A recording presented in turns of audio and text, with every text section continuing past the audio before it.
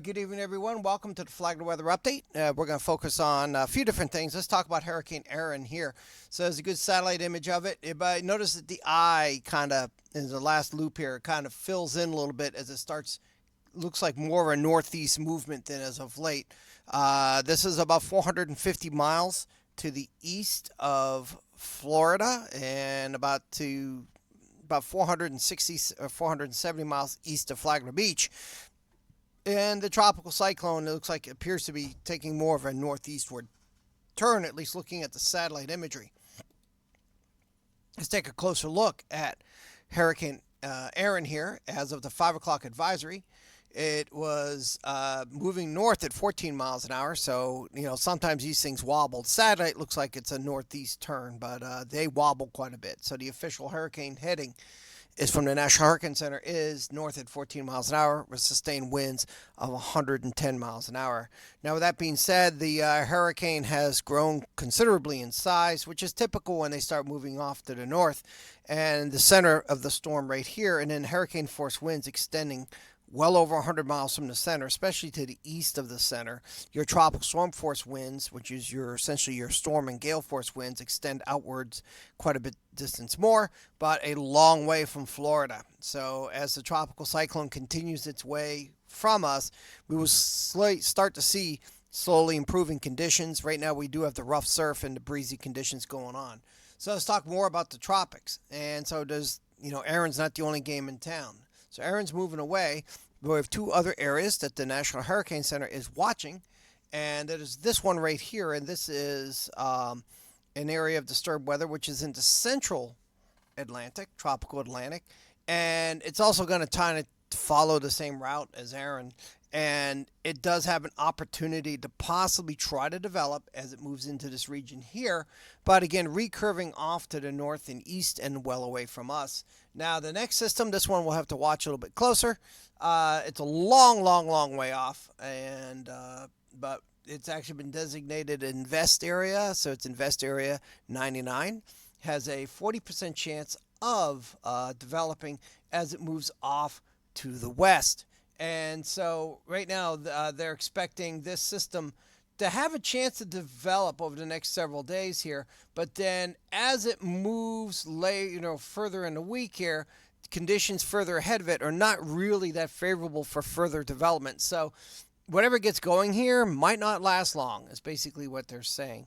So tropics overall, we're not in bad shape at all here, other than some very low-end influences from Hurricane Aaron.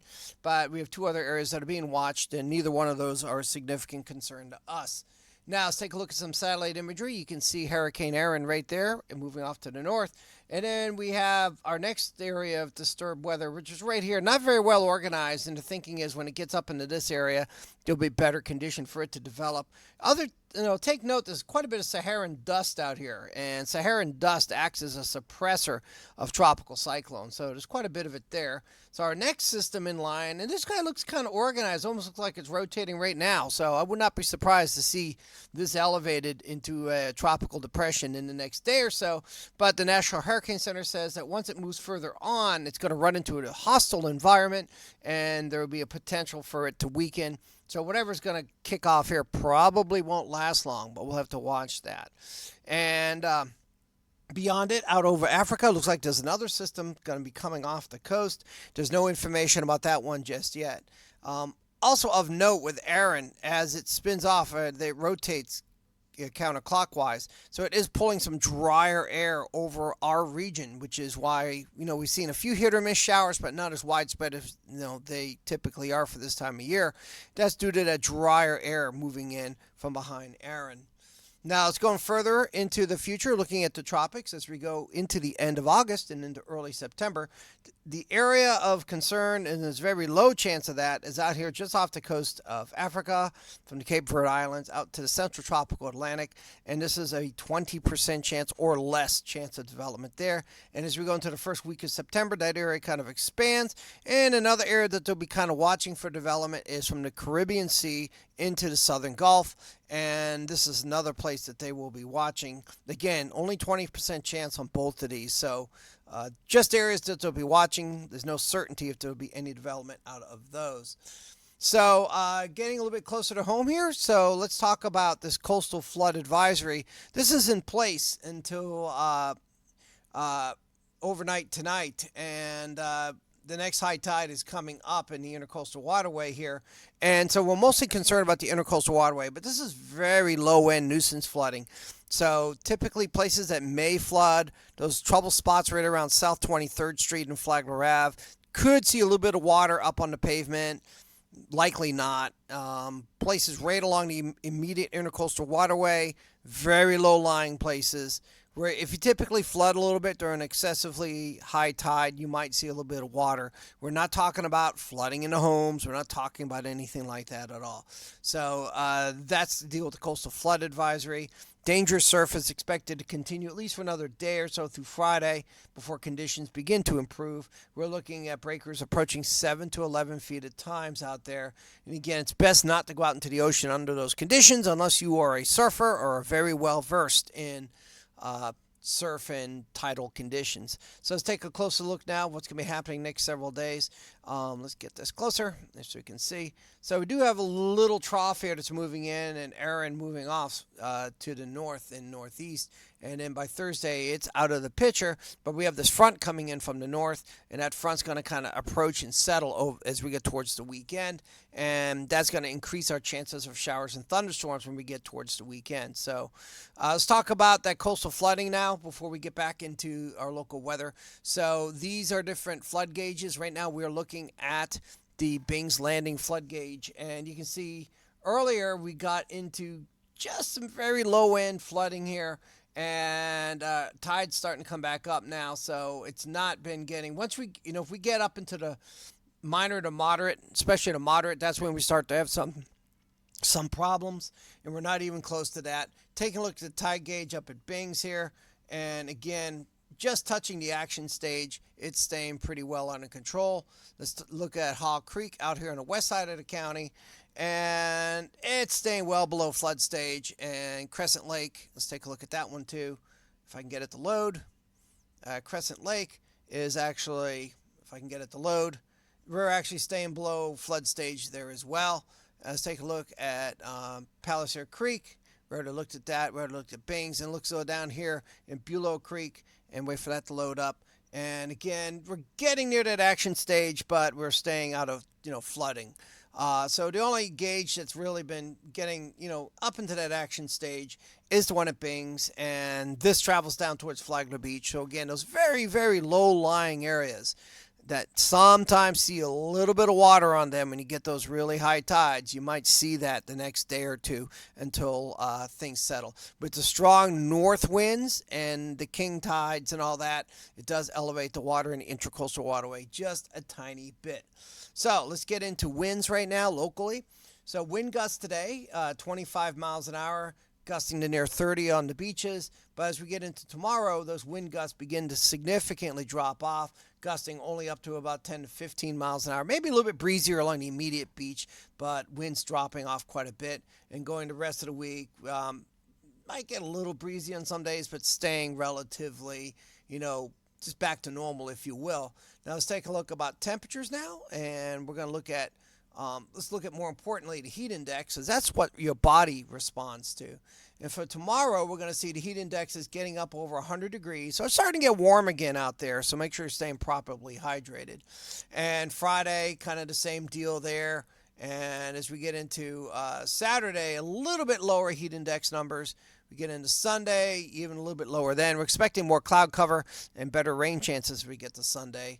And we'll get into that in a little bit. But as we go into next week, heat index is down to about 100 degrees, so not as crazy as it's been with all that. Now, taking a look at regular temperatures, and let me get to that. So for tonight, looking at low temperatures, mid-70s inland, near 80 at the beaches, and this will probably be consistent through the week.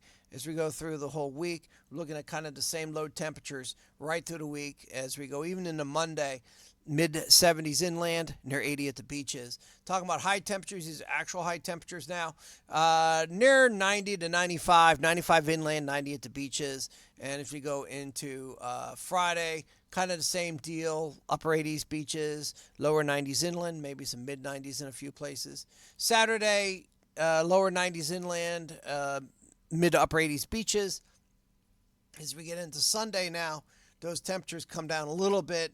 Lower 90s inland, mid upper 80s beaches, and that stays pretty much consistent right into early next week, where we're looking at temperatures peaking again mid to upper 80s at beaches, and then lower to mid 90s inland locations. Rain chances, let's talk about that right now and what are we looking at.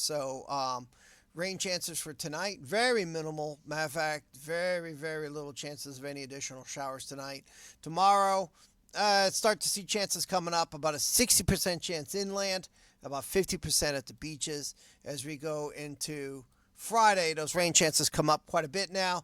Doesn't mean it's going to rain all day. It just means that there's a good chance of seeing at least one passing shower or thunderstorm.